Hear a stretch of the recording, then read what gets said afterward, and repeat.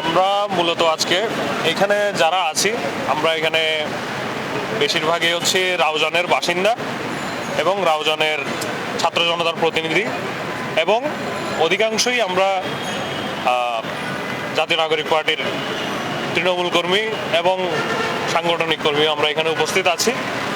আমাদের আজকে এখানে উপস্থিত হওয়ার বিষয় হলো চট্টগ্রাম 6-এ এনসিপি কর্তৃক প্রকাশিত নমিনেশনে মহিউদ্দিন জিলানী নামক একজনের নাম আছে, যাকে নিয়ে আমরা 5 তারিখ পরবর্তী অনেক ধরনের অভিযোগ জানাচ্ছি।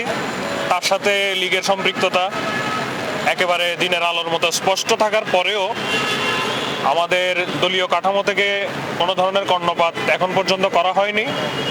এমনকি মাঠ পর্যায়ে কোনো ধরনের কর্মকাণ্ড না থাকার পরেও শুধুমাত্র কিসের বল প্রয়োগে তিনি নমিনেশন পান, শুধুমাত্র ওনার বনেদি পরিবার বা ওনার পারিবারিকভাবে বিএনপি সম্পর্কিত কোনো ধরনের রিসোর্স থাকার কারণে কি উনি নমিনেশন পাচ্ছে কিনা, এছাড়া কোনো ধরনের আর্থিক কারণে তিনি নমিনেশন পাচ্ছেন কিনা, এই বিষয়ে আমাদেরকে কেউ কোনো কিছু অবহিত করছে না।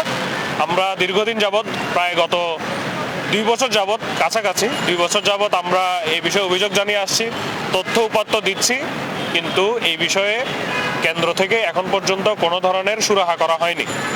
এবং কিছুদিন আগে প্রকাশিত নমিনেশনে মহিউদ্দিন জিলানী, তার সাথে আমাদের রাউজানের সাবেক যে এমপি ছিলেন ফজলে করিম এবং তার ছেলে ফারাজ করিমের সাথে খুবই ঘনিষ্ঠতা রয়েছে।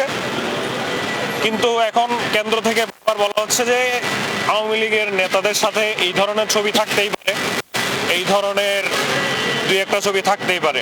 কিন্তু বিষয়টা হচ্ছে একটা লোক সব জায়গায় কিভাবে কমন পড়ে যায়, আমাদের মূল প্রশ্ন ছিল এটা, যে একটা লোক কিভাবে সব জায়গাতে আমাদের সাথে কমন আসতেছে। 5 তারিখের আগে তার সাথে আওয়ামী লীগের ঘনিষ্ঠতা, 5 তারিখের পরে তিনি সবার আগে ইউনূসের সাথে গিয়ে ছবি তোলেন, এর পরবর্তী বৈষম্য বিরোধীর যারা মোটামুটি কেন্দ্রীয় সমন্বয়ক যারা ছিল তাদের সাথে তিনি ঘনিষ্ঠতা গড়ে তোলে, পরবর্তীতে তিনি এমপির হয়ে কাজ করে, যখন একদম কেন্দ্রীয় থেকে কাজ করতে পারছিলেন না, আমরা প্রতিবাদ জানিয়ে যাচ্ছিলাম, তখন তিনি কোনোভাবে শ্রমিক উইং থেকে তিনি একটা পদ পদবি নিয়েছেন। এখন এই মুহূর্তে শ্রমিক উইং থেকে তিনি আবার এমপি নমিনেশনটাও নিচ্ছেন। কিন্তু আমরা কিছুদিন আগে একজন আওয়ামী লীগের কর্মী গ্রেপ্তার হলো, তার মোবাইলে বিভিন্ন ধরনের, আমরা হোয়াটসঅ্যাপ গ্রুপে বিভিন্ন ধরনের পাই, এবং সেখানেও এই আওয়ামী লীগের দোসর মহিউদ্দিন জিলানীর সংশ্লিষ্টতা পাওয়া যায়। এত কিছু দেখার পরেও এই বিষয়ে আমাদের বৈষম্য বিরোধীর এবং এনসিপির অন্যতম কেন্দ্রীয় আরিফ মঈনুদ্দিন ভাইও একটা পোস্ট ইতিমধ্যে ফেসবুকে দিয়েছেন, আপনারা হয়তো অবগত আছেন এই ভিডিওর ব্যাপারে, যেখানে আরিফ মঈনুদ্দিন ভাইকে হত্যার হুমকি দেওয়া হচ্ছে, এই জাতীয় একটা পোস্ট এখানে দেওয়া আছে। এবং এইখানে কেন্দ্র থেকে এটা হচ্ছে মহিউদ্দিন জিলানী এবং ফজলে করিমের সাথে একটা ঘনিষ্ঠ ছবি।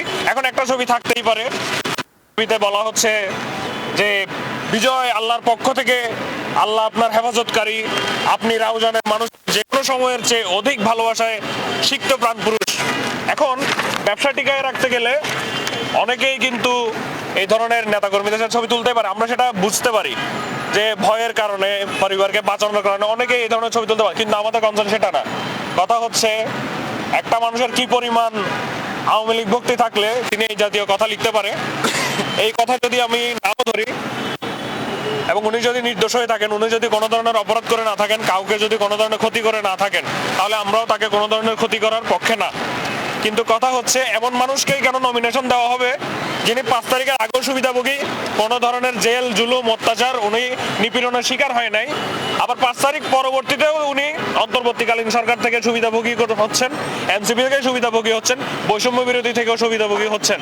তাহলে সব সুবিধা যদি সুবিধাভোগীরা তেলবাজরা নিয়ে যায়, তাহলে আমরা কারা বিপ্লবীরা, আমরা কি শুধুমাত্র এলিট শ্রেণীদের জায়গা করে দেওয়ার জন্যই বারবার রাজপথে নামি কিনা, এই বিষয়ে আমাদের কেন্দ্র থেকে ক্লিয়ারেন্স দিতে হবে।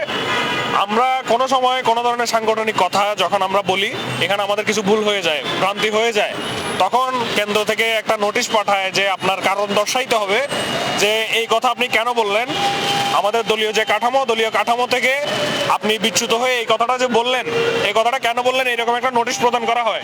কিন্তু দল থেকে যখন আওয়ামী লীগ ঘেঁষা এবং সর্বদলীয় দোষর বলছে এই কারণে তার কোনো নির্দিষ্ট দলের চাটাচাটি করার অভ্যাস নাই, তার আসলে সর্বদলীয়, সে সর্বদল চাটা দোষর।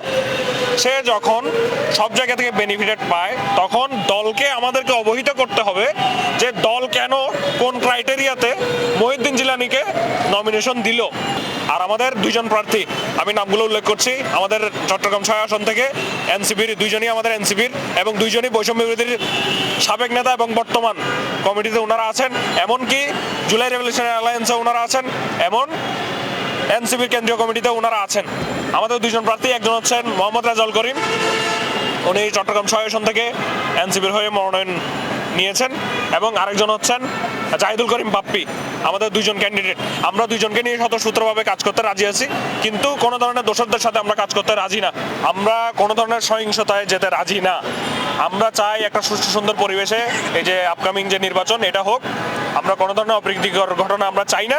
আমরা চাই সব কিছু বিবেচনা করে এনসিপি একটা গুরুত্বপূর্ণ পদক্ষেপ নিবে এবং যে আগামীতে যে কোনো ধরনের সিদ্ধান্তহীনতার কারণে যে কোনো ধরনের পদক্ষেপ আমরা যদি রাউজানবাসী নিই, তাহলে এর জন্য মহিউদ্দিন জিলানী এবং তার সাথে সংশ্লিষ্ট যারা আছেন তারা এই বিষয়ে দায়ী থাকবেন।